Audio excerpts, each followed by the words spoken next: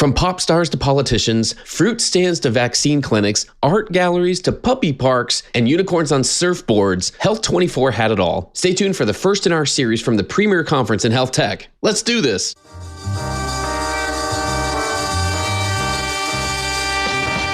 New choices, new players, new models of care. You know consumer first healthcare is everywhere. For us to build the future, to see what's new, we gotta look at the world from a different point of view. Consumer innovation ain't going away. I say it's here to stay. Today it leads the way. We gotta drop the silos. We're all the same team. Experience, business, tech, and marketing. So join us now. Join the revolution. Consumer first health is the evolution. Status quo or like status no. Yeah, this is the healthcare rap. Yo, come on, let's go.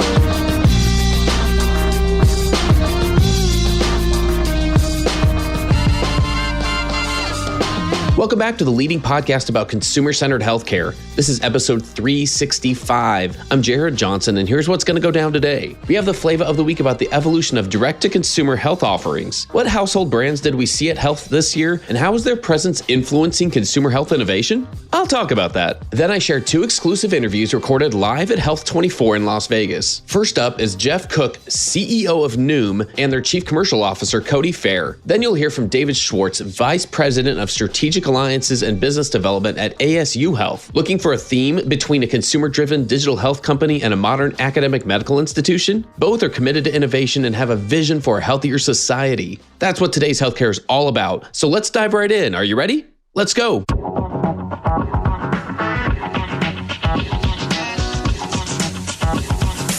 Flava of the week.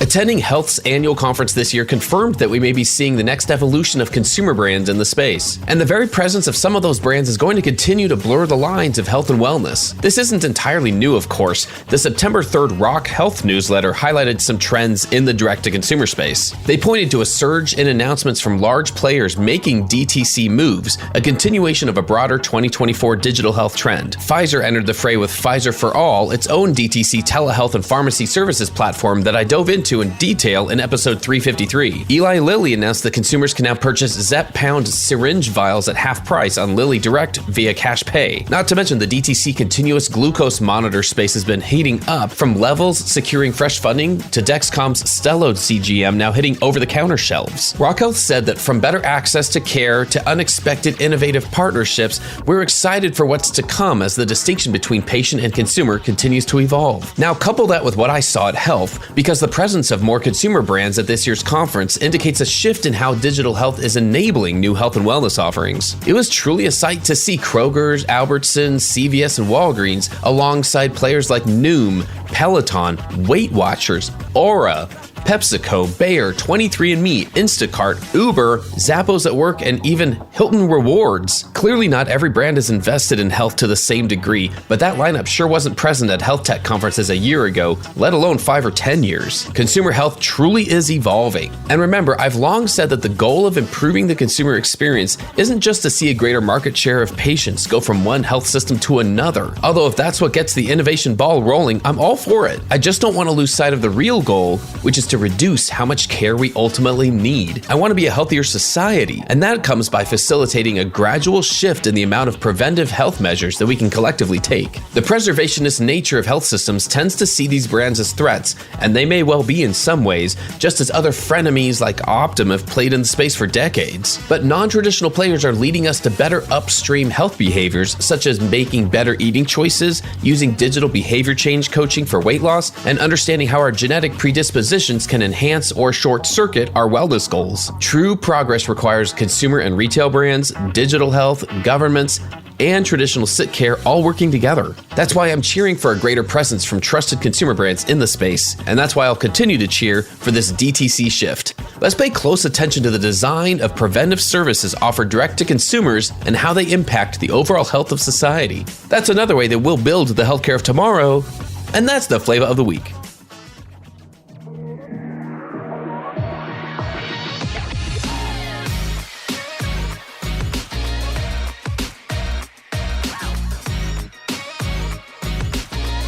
The flow. All right, like I mentioned, first up, I'm here with Geoff Cook, CEO of NOOM, and Cody, their Chief Commercial Officer. Geoff, let's start with any announcements that you'd like to share. Sure. There's two big pieces of information. I'll start with one. We launched an AI body scan with personalized health report. So a member of NOOM, all they have to do is go into the application, do a 10-second scan using their smartphone camera, turn around in a circle, and they'll find out their fat composition and their lean mass composition, among many other metrics, including waist size, hip to waist ratio, and certain other metrics that are actually quite interesting.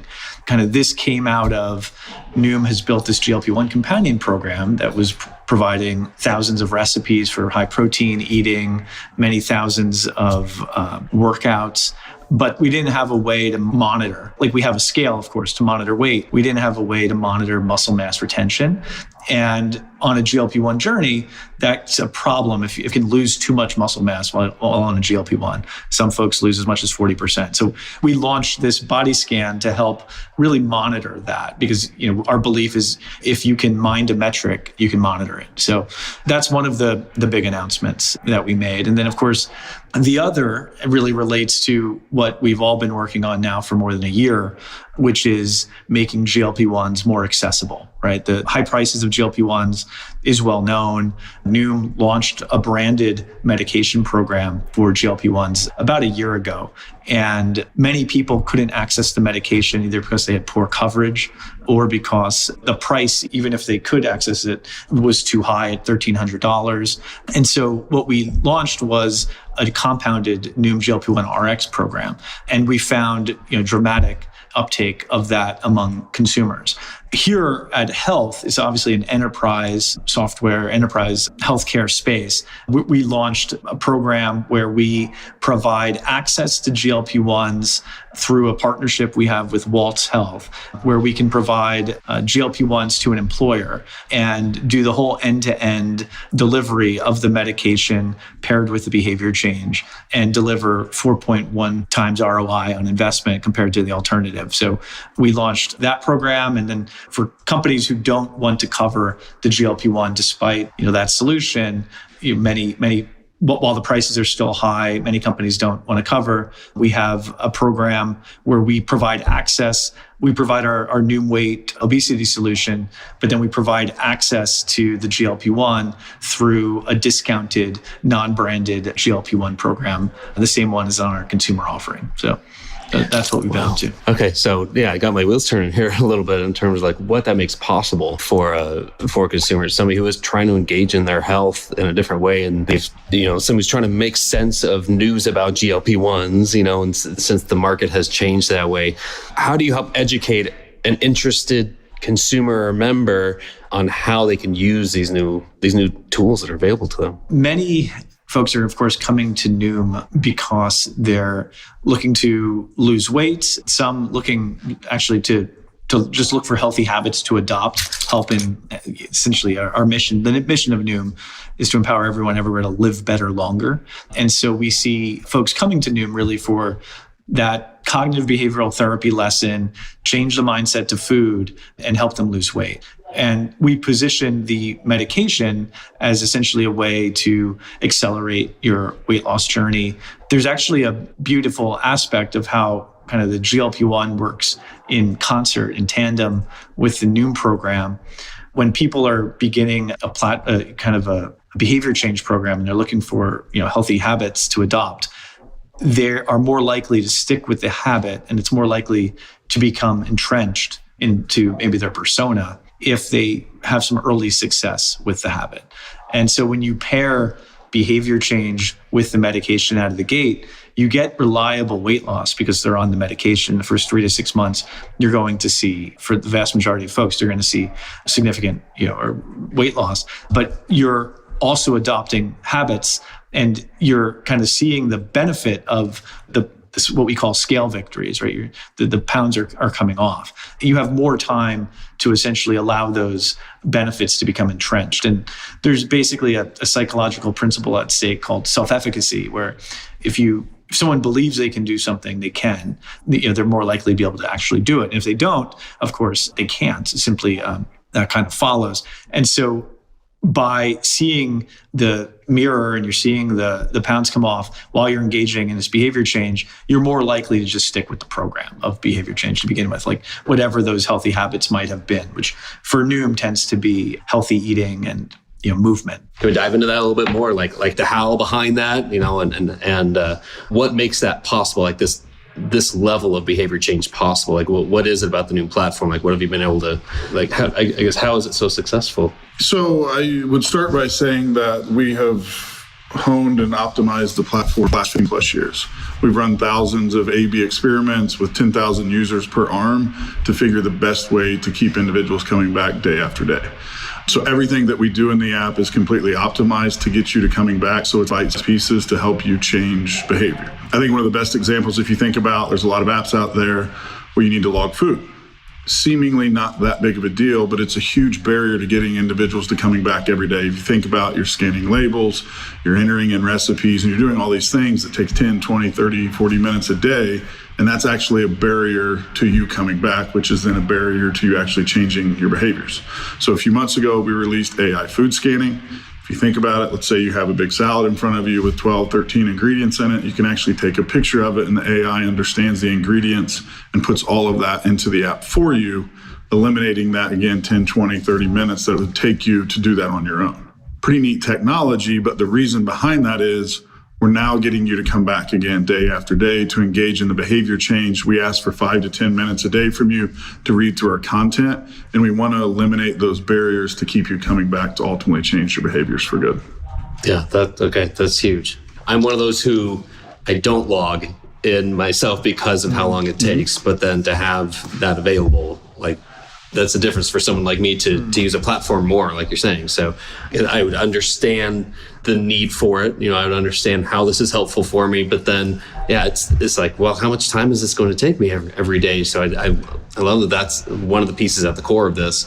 Like, what kind of reactions do you get to that? I mean, is that happening? Is that, it is happening. Yeah. There's a demo at our booth right now with food setup and I think the initial reaction is people can't believe how good it is. And I think I was the same way when I first ran through it. Literally the example of a salad, and it goes down to the olive oil that maybe the chicken was cooked in or something like that. But I think people are amazed by that. So to them, it's kind of a neat, cool little feature but they don't realize the science behind it is we're getting you to come back. And that's the biggest thing. Right now, of our monthly active users, 50% of them are daily active users, which is considered world-class and typically something you only see in messaging apps or social media. And it's those experiments that have been honed over 15+ years of getting people to come back is how we're ultimately able to help them change their behaviors for good. Are you able to, what do partnerships look like, either with like health systems or health plans, or or employers? Where do you focus that, or where do you see more success with that type of partnership? Yeah, so we have, I would consider, 3 main verticals that we go through. We started out with employers, certainly working with smaller employers to get started in the hundreds, if not thousands of employees. Our largest employers now have well over 100,000 employees. Through that, we work very closely with their broker consultants, as they're typically the strategic advisor on a lot of those decisions. So we have kind of a team that works with that. We also work with a number of health plans, about 10+ health plans across the country, whether with their ASO or their fully insured book of business to help them out there. And then we also work with health systems, just announced a partnership with Mount Sinai a few weeks ago. So we kind of go through all 3 verticals, but what we're doing is ultimately the same, helping their members, their patients, whatever it might be, change their behaviors to good for ultimate sustained weight loss. I love that. And one reason why is because it helps align where everyone's trying to engage that consumer in the same direction. Whereas if the messaging or the goal of messaging from a health system is just to get somebody back in to see a doctor, and they're not acknowledging the effort that somebody's putting into using a platform like Noom in their day-to-day goals, their health goals, then they're not fully aligned in these efforts. Whereas if clinical team, your provider, anywhere in there is helping, or your employer is helping, we're aligned a lot more. So I guess I see so much value in that, and that's fantastic. What else about the Noom story, about where it is now, is worth sharing or just highlighting for people just to understand what's available out there? Yeah. So I think where we're increasingly moving, and I mentioned the mission, help everyone everywhere live better longer. We view weight health as foundational to so many different chronic conditions. And so if you treat weight, you're treating, you're stopping, you're essentially preventing chronic conditions down the line. And so, I think you'll see us continue to deepen into this longevity and health span space, right? It's not just limited to weight health. It's ultimately about helping you live better longer. And you can't do that unless you're addressing whole person health, unless you're looking at health across the dimensions of wellness, right? Like nutrition, sleep, fitness. You have to mindset and mental health. And so we're going to be investing in kind of all of those pillars of health over the coming years. I think continuing to be the best guide to bring to bear technology, lifestyle change support, biologics, molecular therapies to ultimately create a tailored and personalized plan for you to live your best life.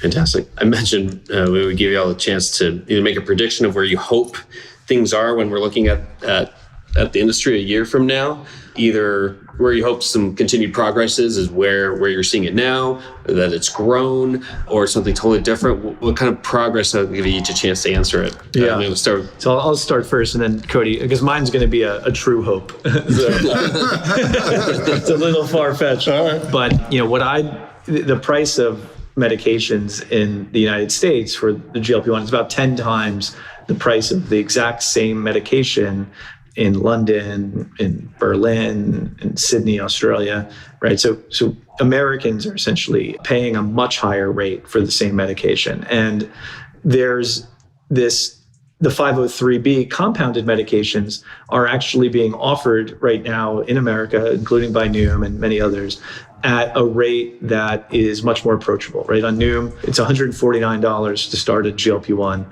the $149 the first month. And the branded med price might cost $1,300, right? And so if you fast forward, a year, I think what we would like to see is for policymakers, like this could be legislation, it could be the FDA, to take a look at the 503B compounding framework. So like there's a law in this country that's 503A, sets up a 503A, 503B compounding framework. FDA regulates the 503B pharmacies. These tend to be the same pharmacies producing generic medications, right, for hospitals and so forth. And NOOM's provider is a 503B pharmacy. What we would encourage the FDA to do, because they currently monitor a drug shortage list. Any medication on the drug shortage list can be compounded by 503A and 503B pharmacies. We would encourage the creation of an overpriced medicine list. That could be defined however the policymaker likes, but let's say if a particular medicine is more than 50% more the global cost of the exact same medicine in a certain basket of countries, then it's on the overpriced list. And simply the pharmaceutical companies can keep charging that same amount, but the 503B companies can now start compounding it again, right? Like that in one motion would essentially solve pharmaceutical price, I think, in the United States. I will, in the same vein, but not as, we'll say, as big a hope as Geoff. I'll be a little more broad. I hope more individuals get access to GLP-1. So I am a GLP-1 user myself. I understand the power of these medications, but I also understand the issues that happen when you can't get access to them, when they're too expensive to get access to. So I've kind of lived on both sides of it and how amazing it was for me. And then access completely went scarce and I could not get the medications anymore. And I know what that journey was emotionally, physically to go through. So I just hope that individuals throughout the country can get access to these medications and sustained access, and then also engage in behavior change along the way to make sure they're building healthy habits to go alongside them. Perfect. Any final thoughts from either of you that we haven't covered? No, I mean, I think we went through the gamut. I think we're rolling out kind of a number of interesting peak is coming up, and NOOM has this history of rolling out kind of interesting technologies to help people live better. And so I think you're going to continue to see the application evolve with different innovations. But people are ultimately coming to us for what we call the 4 C's of NOOM, which are the coaching, right? So everybody on a GLP-1 receives a coach, which is, I think, quite helpful. The community of NOOM, you're more likely to entrench a habit in community with others, connection there, and then also the clinical aspect, right? Like we have our chief medical officer is quite expert in this. We've recently hired women's health and menopause experts to help build out our women's health practice too. So, I think you would come to NOOM for kind of excellent care, excellent coaching, and an excellent companion program to wrap around the medication. Thank you both so much. Thank you. All right, thanks to Geoff and Cody for joining me. Next up is David Schwartz, VP of Strategic Alliances and Business Development at ASU Health. Let's work backwards. We'll get more of the story of ASU Health, but like what are you here for? Like what are you trying to announce or share or catch wind of? So I like to try to make as many connections here as possible. We're building a lot of things at ASU Health, and a conference like this is just a great place to see what's on the horizon. Cool. All right, so let's dig into that. So for those who aren't familiar with what ASU is doing in healthcare right now. Yeah, so a little over a year ago, ASU announced ASU Health, and we probably don't have the time for the full backdrop, but in a nutshell, health outcomes in Arizona are subpar relative to the rest of the country, and the Arizona Board of Regents decided to point the considerable resources of the 3 public universities toward solving that. And ASU Health is Arizona State University's response to that charge. It is multidimensional, anchored by a new medical school, first of its kind medical school, really, that blends allopathic medicine and engineering. So in 4 years, students will get not only an MD, but a master's degree in engineering. Those are fully integrated. We're going through the accreditation process right now. That really is one of the centerpieces of ASU Health.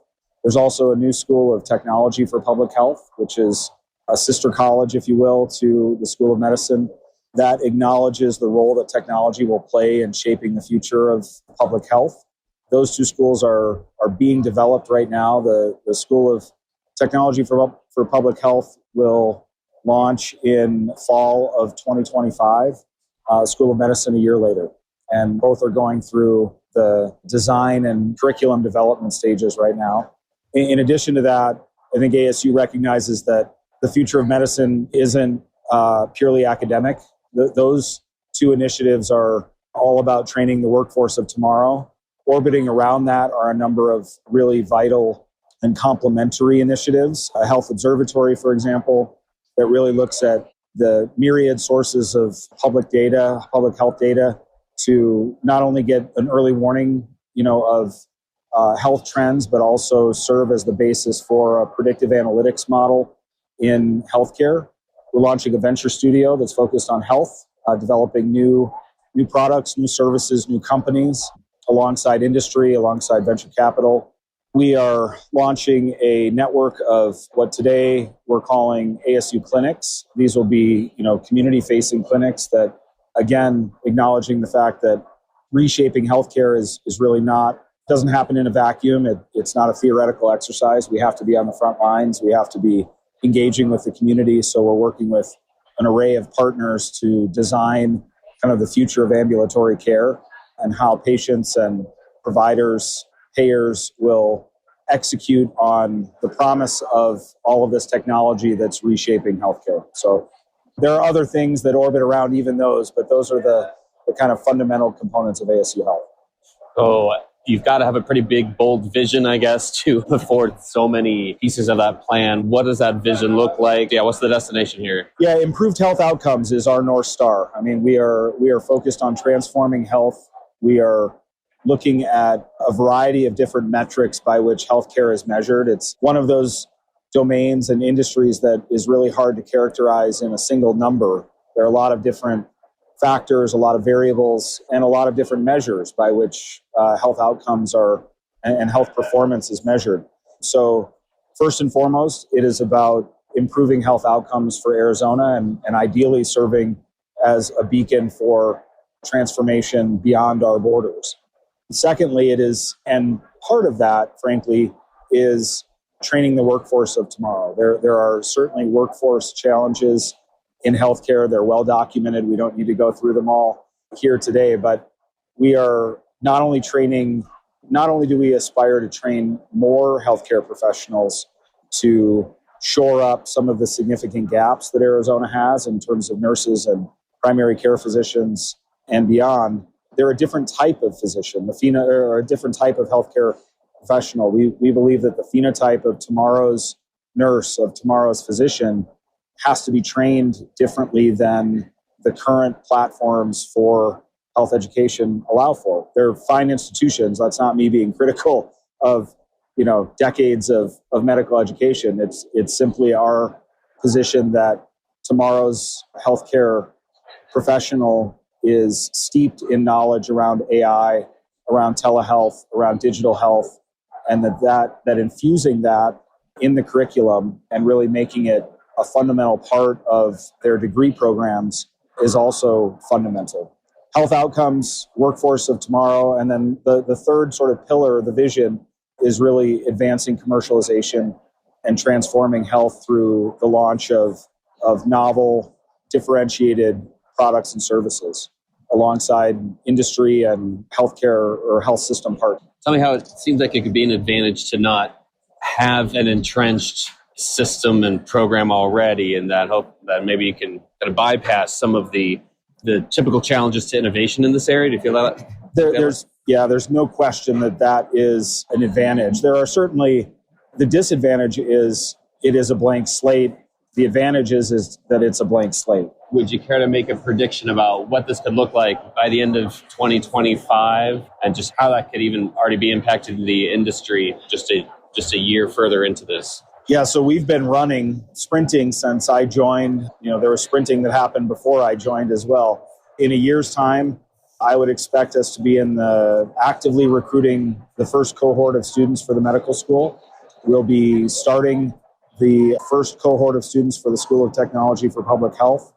Ideally, we will have a prototype of a venture studio that is active, that is working with entrepreneurs, working with industry on an initial cohort of new companies.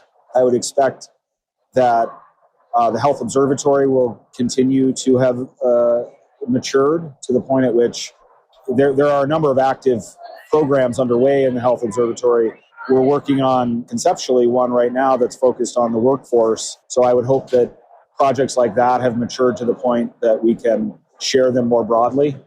And then ASU clinics, it takes a lot to start a clinic, as you likely know. So unclear whether a year from now we'll have an active clinic, given the licensure and regulatory and development challenges, but certainly well on our way to having one or more community-facing clinics underway. That's what I would hope we would see in a year's time.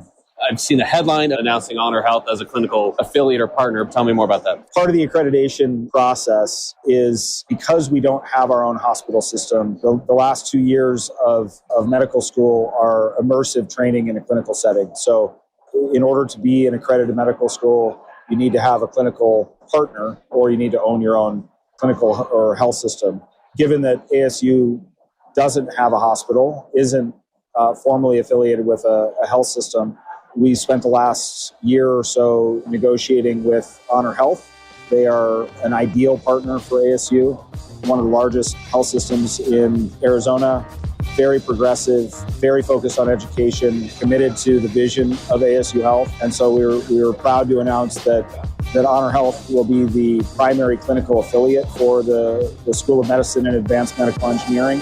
That was announced in early October, and look forward to many years of collaboration with Honor Health, and would hope, frankly, that relationship broadens beyond the medical school. It already has in some dimensions, but there is so much that Honor Health brings to the table in terms of moving the needle on health outcomes, innovation, community-facing care, that they're just incredibly congruent with the mission and vision of ASU Health. So thrilled to welcome them as really a strategic partner to ASU and to ASU Health.